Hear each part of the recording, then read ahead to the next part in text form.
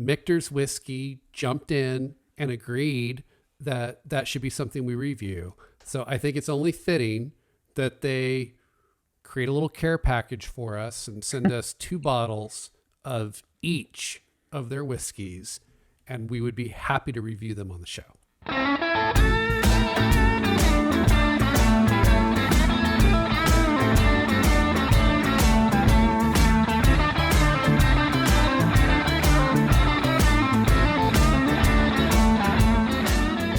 Welcome back to the third and final part of tonight's show. If you are just joining us, we've already finished parts 1 and part 2, where we try to discuss Wild Turkey Longbranch Bourbon and cover the first half of Sons of Anarchy Season 1, Episode 13.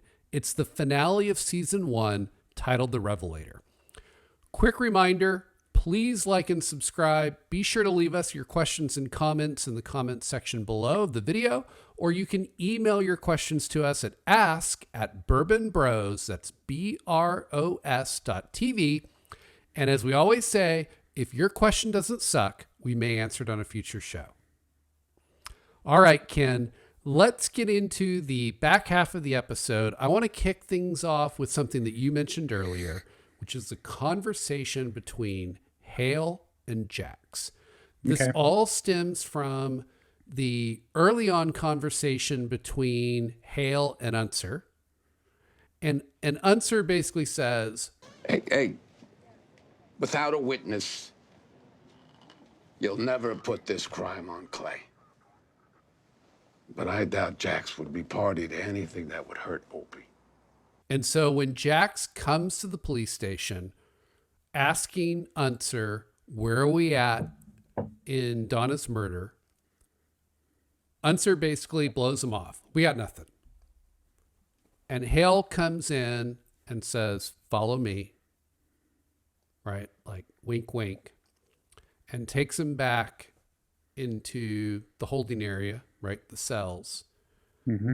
And pulls Jax aside and basically confides in Jax what Hale believes has happened.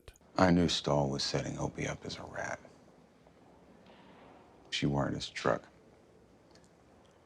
I think Clay found that wire, thought Opie was working with the feds, and then tried to have him killed. And he's referring to basically 2 young children who are left without a mother. Yeah, and that's what it's about. That's a story here. Do you remember the expression or what the physical display that Jax made? Yeah, because he's already met with Leroy, who has basically told him it wasn't us, which left Jax suspecting it might be Clay. Now you've got Hale basically saying it was Clay. And Jax doesn't want that to be the truth. But he starts to see that hey, that could be reality. And he's not happy. He's not. And when he slams the door, that jail cell, that door, and kicks it, to me, from that point to the rest of the episode, was just Jax in an absolute tailspin.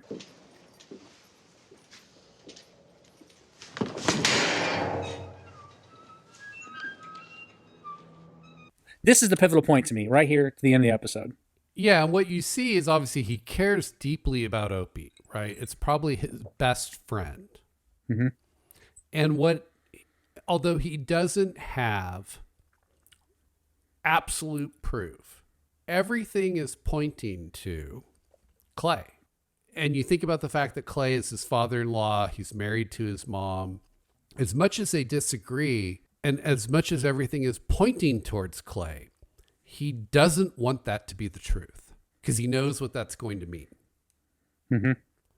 And so when Hale says that, yes, it upsets him greatly. I can understand it. Yeah. And it was very well acted. Yeah, definitely. Another scene that I thought was well acted. Again, I just thought this was very well acted. Across the board. Across the board, everybody. I mean, the next point I want to go into is where Agent Stahl visits Bobby. Yeah, great one. Bobby acted very well. She was chilling in a devious way as always. Yes. but she kind of shows up, and it's almost like, hey, Bobby's going to be an ear for me to talk to and tell him, what I've done or my feelings, so to speak. That's what I got out of it. But she tells him everything that's gone down. Who went after Opie? I made Clay believe that Opie was the witness who fingered you. But it was a lie. I set him up.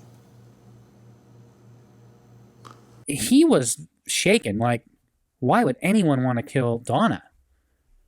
He doesn't have all the facts. He's trying to put it together. You're right. It's not computing with him. But and this never really gets answered in this episode. But what you end up with is a situation where the episode is essentially ending with Clay, Gemma, and Tig knowing the truth. Yeah. Mm-hmm. Jax is starting to figure it out, but doesn't have proof. Mm-hmm. And now Bobby has information that no one else knows about. And that has not come to light yet. Where are you going with that? So if you think about Clay specifically, he has no idea Agent Stahl has shared this with Bobby. Nope. So Clay is thinking that what has actually happened is confined to Gemma and Tig, who he trusts. Oh, yeah. Now it's out in the open because she's told him. I have to imagine something is going to happen, obviously in season 2, where Bobby comes to Clay. Yeah. With this information. We'll have to watch for that. Yes. So yeah, now there's a fourth, someone else in the know.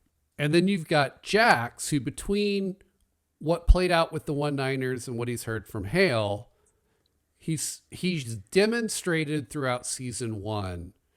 He's very bright. He's very good at seeing the chessboard. He doesn't have proof, but he pretty much has figured out what happened. And so he comes back to the clubhouse, has a conversation with Gemma. What's the matter, Jackson? I got some information on Donna. What information? Tell Clay I'm in the chapel. I contend this is where the relationship between Jax and Clay is changed forever. Right here at this point. Because Jax says, basically, just tell me the truth. I'll accept whatever the truth is. Just be honest with me. Mm-hmm. Right? And asks Clay point blank, did you attempt to kill Opie and kill Donna by mistake? And Clay looks Jax in the eye and lies to him, and Jax knows it. Yeah, you can feel that he knows it. And that's where everything changes. He now knows that Jax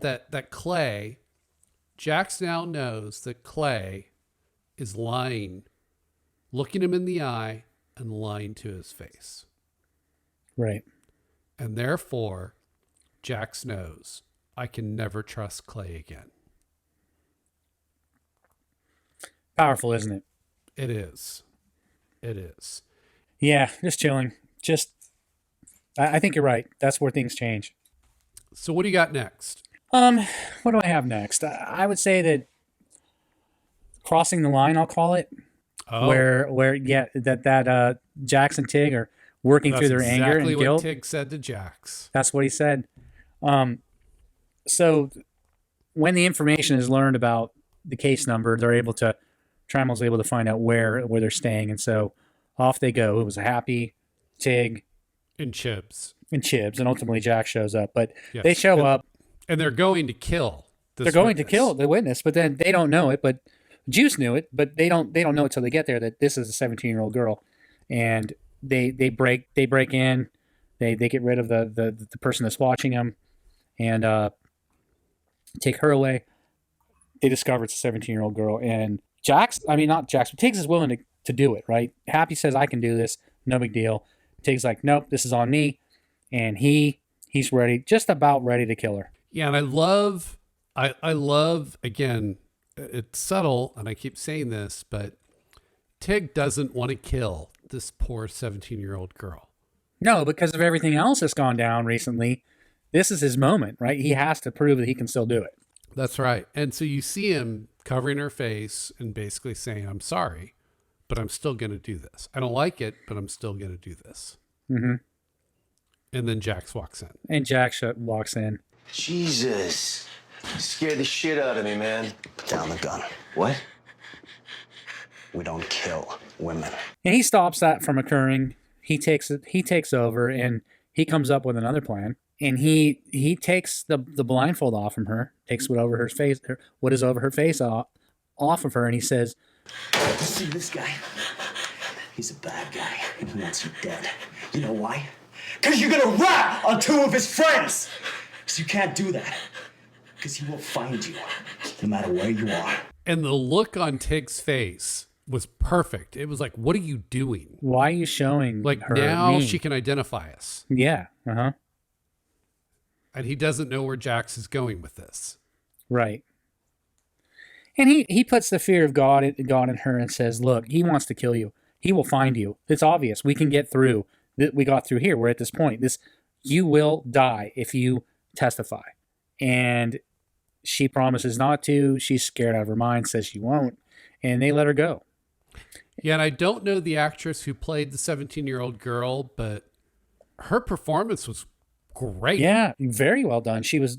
You felt fear. that she was about ready to die. You felt you were waiting for that bullet, and it didn't happen. But And the other performance here, and again, we've seen great performances throughout season 1 and again in this episode, but the performance by Charlie Hunnam in this episode, particularly in this scene with her and with Tig, it is phenomenal. yeah. So at that point, after they let the witness go, Jax makes very clear that he's not done with Tig.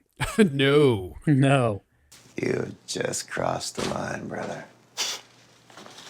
No. Not yet.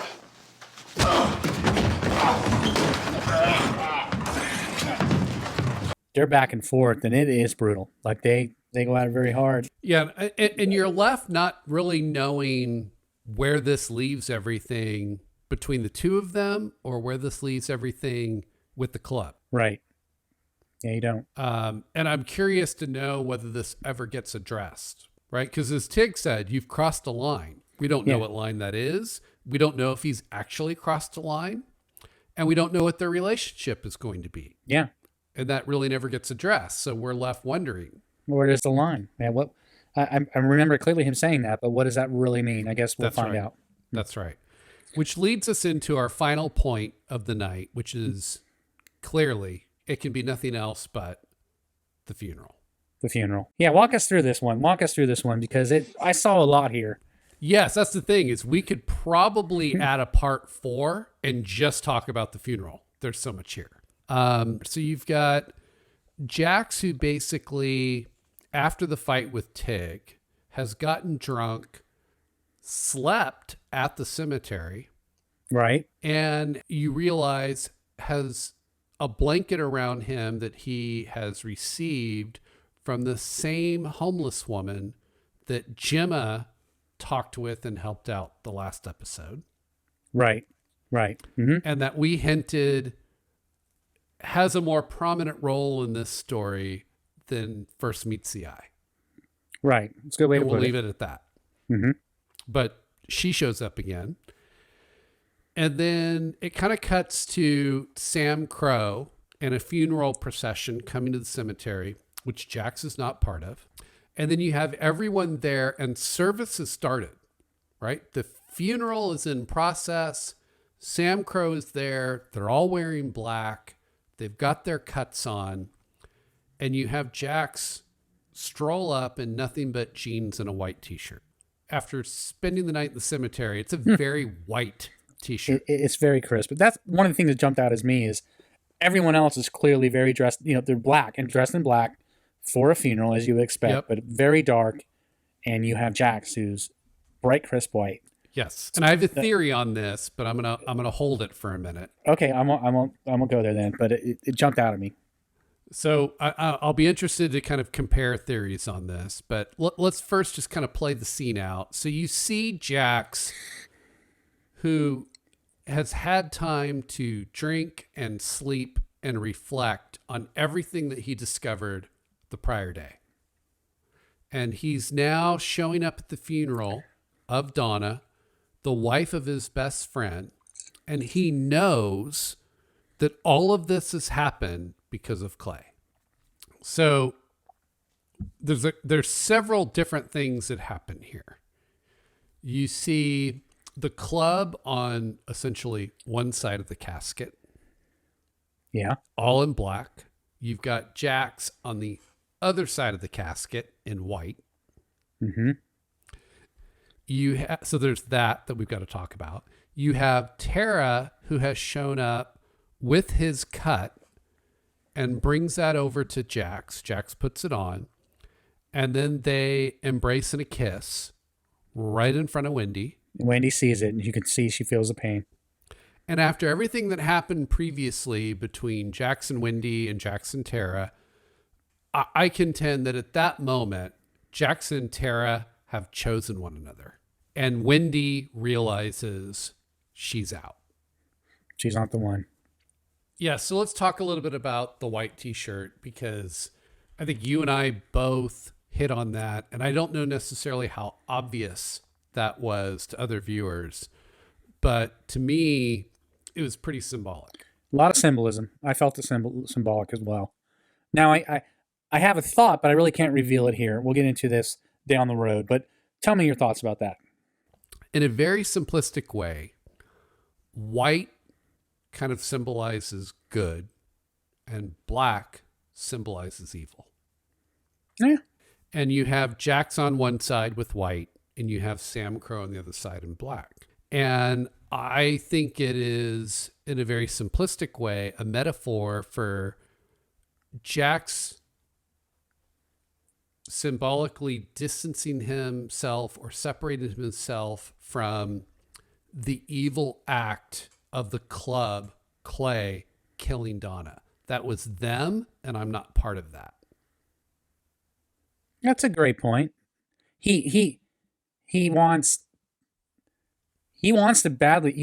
to be associated with the good part of the club. That's right. What his dad has written, and he sees that that's not what it's become. Maybe that's the black and white. Yes, and what kind of put the exclamation point on that for me was after he puts the carnation on the casket, he walks away. He doesn't stay for the funeral. Mm-mm. And he goes to the gravesite of John Teller, right? That he was sitting on. I think, or was it his brother? It was his brother. It was his brother, that one. But is his father buried the same place? I don't know. But he was sitting on his brother's stone. And Piney walks up and hands him a fresh copy of the journal.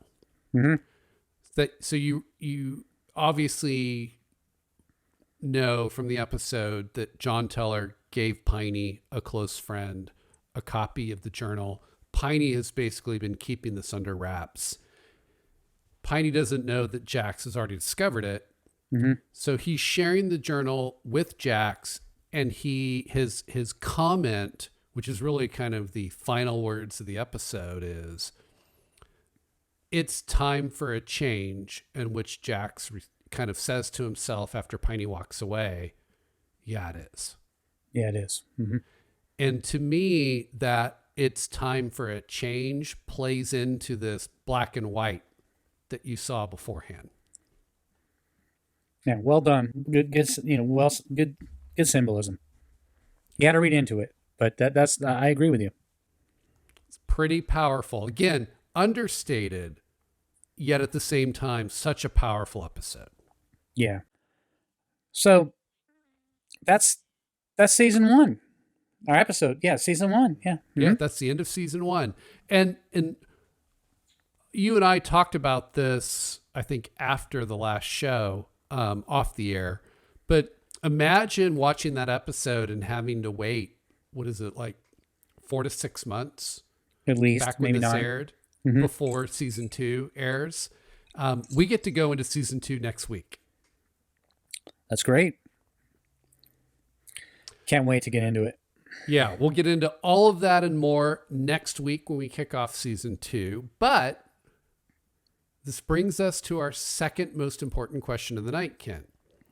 We're kicking off season 2. We need something great to drink to kick off season 2. I'd agree. And I don't know what your thoughts are, but there's something I see literally right on your shelf that ties like right into, around here somewhere, maybe? Yes, it ties into a suggestion actually back from our mailbag. And our good friend Layden, who's likely one of our 12 fans, suggested that we review all the Michter's whiskeys. All of them. And frankly, we've not found all of them, but you and I do have a bottle of the same Michter's whiskey, which is the small batch bourbon. Yep, we do. And it's a challenge. It'll be a challenge to get all of them where I live anyway. It will be. And look, as we said before, when we covered the mailbag, Michter's whiskey jumped in and agreed that should be something we review. So I think it's only fitting that they create a little care package for us and send us 2 bottles of each of their whiskeys, and we would be happy to review them on the show. I'd agree. I'm in complete alignment with that. Now, we're going to obviously get into the small batch bourbon next week. We'll talk a little bit about Michter's as a brand and a company, but I want to give you a couple of things to kind of whet your appetite for next week's discussion. Okay, because it's going to take a lot to get me to crack that bottle. Because you know me, I like to look at a nice, freshly purchased bottle of, yes, of alcohol and just kind of enjoy the bottle and know that it's there. Whatever seal they have, you want to leave that intact. Yeah. And with 92 episodes, frankly, that's going to be really hard to do. Yeah, it will. It will. And so I know you need a little encouragement. So let me just share a few things that might compel you to want to break that seal and pour a glass of Michter's. Okay. There are 5 specific things that Michter's considers key to their production of great whiskey. And we're going to cover all 5 next week. But here's the thing. Most of those 5 things add additional cost and are therefore things that most other distilleries don't do. Okay. Which has led to a motto that you will see on their website, which is cost be damned. They do the more expensive thing in their pursuit to a greater whiskey. And I got to say, I love it. I'm all in. They do what's right, not what's most profitable or what might save them a little bit of money. That's right. That's right. I love the attitude. I love the sentiment. I'm a big fan of anyone that does it differently. I'm all in. I can't wait to learn more. So we'll cover that and try the Michter's small batch bourbon next week. But that's going to do it for tonight's show. We hope you had as much fun as we did. We thank you for joining us. Do us a favor. Tell 100 friends. Let's drive this 12 fans to 1,200 fans. And then maybe someone like Michter's will send us a couple of bottles of bourbon, which I can tell you from a bank account perspective, we would really appreciate. And it will make it a little easier for us to figure out how we're going to get to 92 episodes with a different spirit to try for every episode. So for those of you watching on YouTube, please remember to like and subscribe. Do check out our channel for more shows. And for those of you listening on the podcast, please leave us a 5-star rating and a glowing review, and then subscribe to the show so you don't miss any future shows. And then tell 1,200 of your friends, or as many friends as you have. We'll take as many as we can get. But most of all, Ken and I thank you for joining us here on tonight's show. We hope you'll join us each and every week on the Liquid Courage Show. Good night. Good night.